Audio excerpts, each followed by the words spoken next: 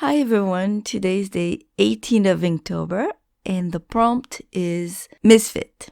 Sticking with animals today, I was trying to find an animal that is a bit unusual, doesn't have the same characteristics as its fellows, and I decided to pick the flying fish. So flying fish, there are quite a few different ones. They don't really fly like birds.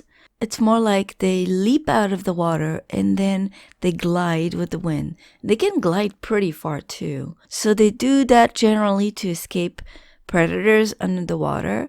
But they do have to be careful because doing that, they end up having also predators above the sea, like seabirds. So sometimes they're caught between the underwater predators and the above water predators, and they have to escape both of them at the same time. These fish have a very shiny scales, so they look almost white in the light. So that's why I picked up my gray tone paper again, and I decided to use some white ink.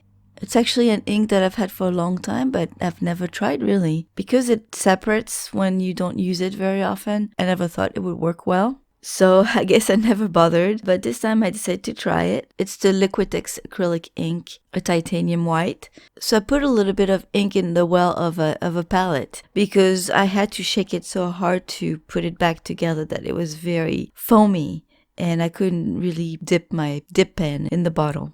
And I was happy to see that it worked actually really well on that gray paper, so I'm gonna have to use this ink again.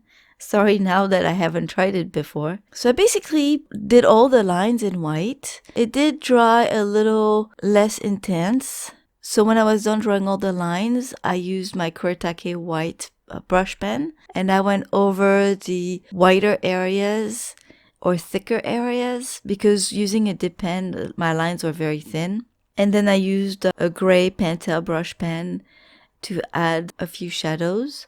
And in the end, I used a light gray Copic marker to add a few more details. So it was a fun little fish to sketch today. And it was fun watching a few videos on them to learn a bit more about them. Thank you all for stopping by.